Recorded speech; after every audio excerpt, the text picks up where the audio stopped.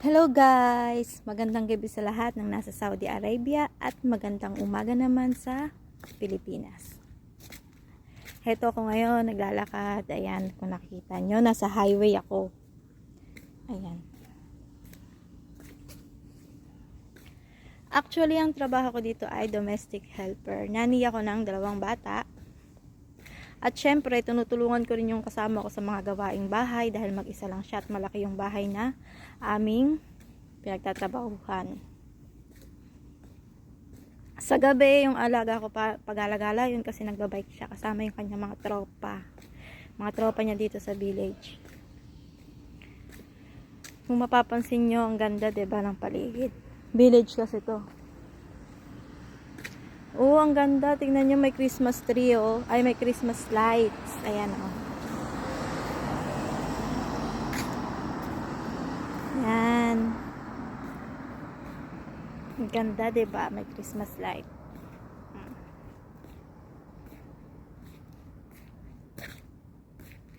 Sa kwarto namin, may Christmas light din. Nilagyan ko kasi parang madama ko naman yung Pasko dito sa Saudi kahit wala silang Pasko. Yan. Siya nga pala, mababait yung mga amo ko. Kahit anong kainin ko, pwede. Kaso nga lang, hindi ako basta-basta pwede makapagluto kasi maselan sila sa amoy. Naalala ko, nagluto ako ng tuyo. Nagprito ako ng tuyo. Alam niyo kung anong ginawa ko. Nagpainit ako ng kawali. Nilagyan ko ng mantika, as in yung mainit na mainit, yung umuusok talaga siya, ganun yung ginawa ko. Tapos, yung tuyo, nakaredy na yun sa labas ng bahay namin.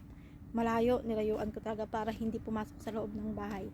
Ang ginawa ko, nung umuusok na yung yung mantika, itinakbo ko na palabas para lutuin ko na yung tuyo. Ayun, dali-dali ako. Naluto ko naman siya successful. Lutong-luto naman siya kahit na ganun lang yung ginawa ko. Diba? Alam mo kasi tayo mga Pinoy, kailangan maparaan tayo dito sa Saudi. Marami ditong bawal, marami ditong hindi pwede, lalo na kung maselan yung amo mo. Well, yung amo ko hindi naman sila maselan. Ang problema nga lang, ayaw lang nila ng mabaho. Gusto nila mabango lagi. Ganun. Kahit nga yung kasama kong dito, ibang lahi. Hindi siya araw-araw naliligo. Nangangamoy agad siya. Kaya ang ginagawa ng amo ko, pinapaligo siya araw-araw. Yun.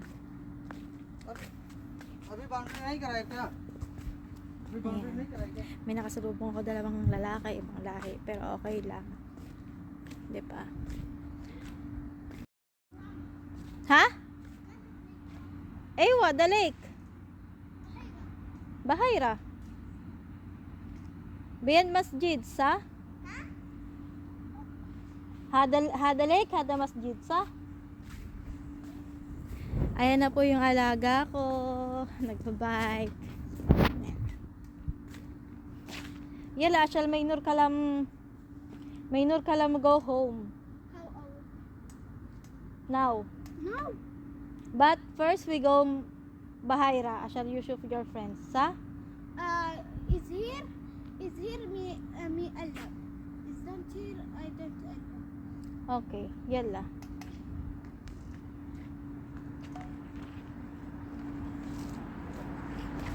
Ayan.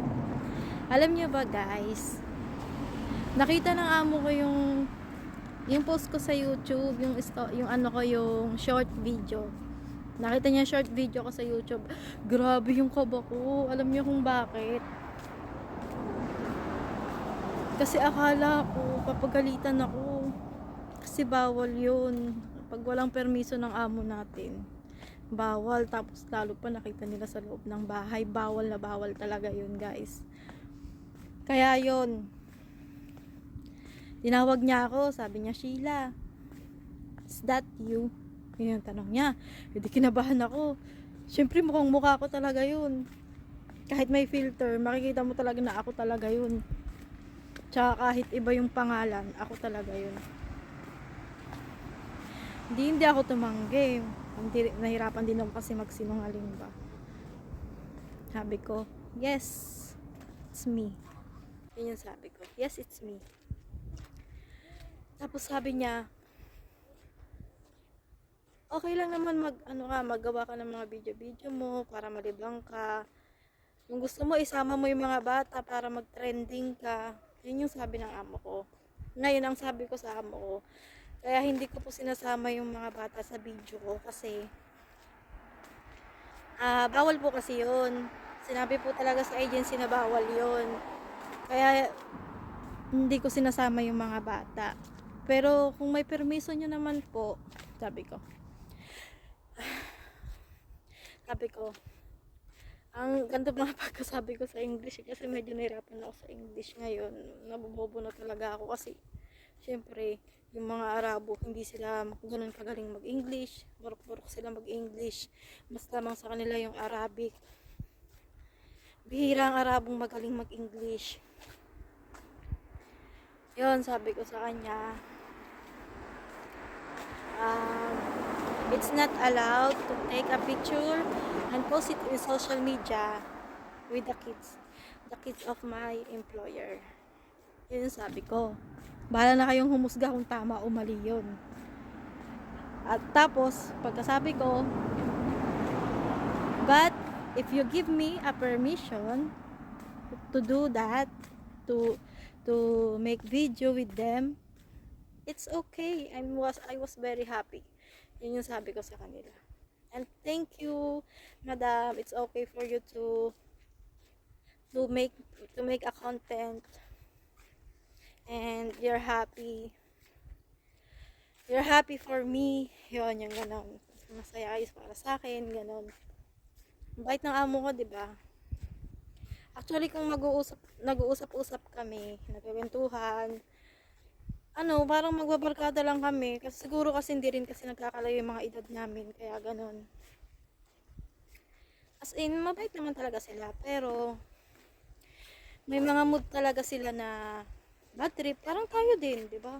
May mga mood na magsusungit tayo. Pero wag lang natin pansinin kasi maya-maya wala na yun. Makawala na yung galit nila ba.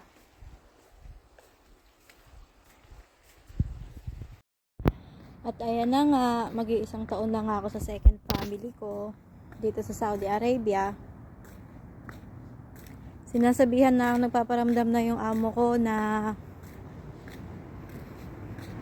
wag daw ako umuwi ng Pilipinas, tataasan daw nila yung sahod ko.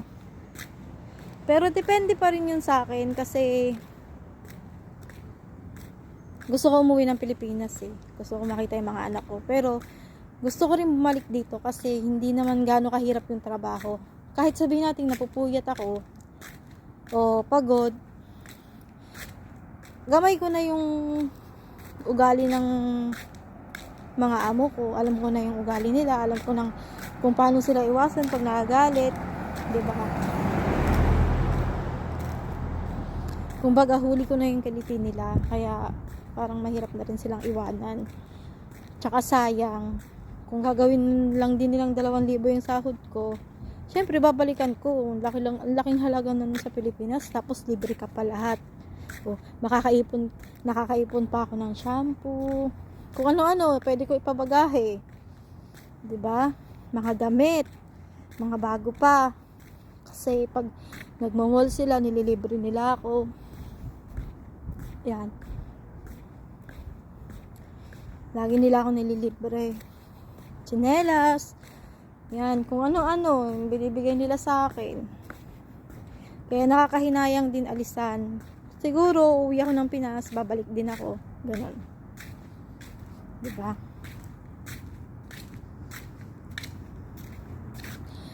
Tama talaga yung desisyon ko na umalis ako sa una kong employer kasi hindi talaga ako swerte doon. Talagang grabe rin hirap ko doon. Hindi naman nananakit yung amo ko. Hindi man ako ginugutom. Pero yung pagod, yung puyat, damang-damang mo talaga. As in. Yun lang.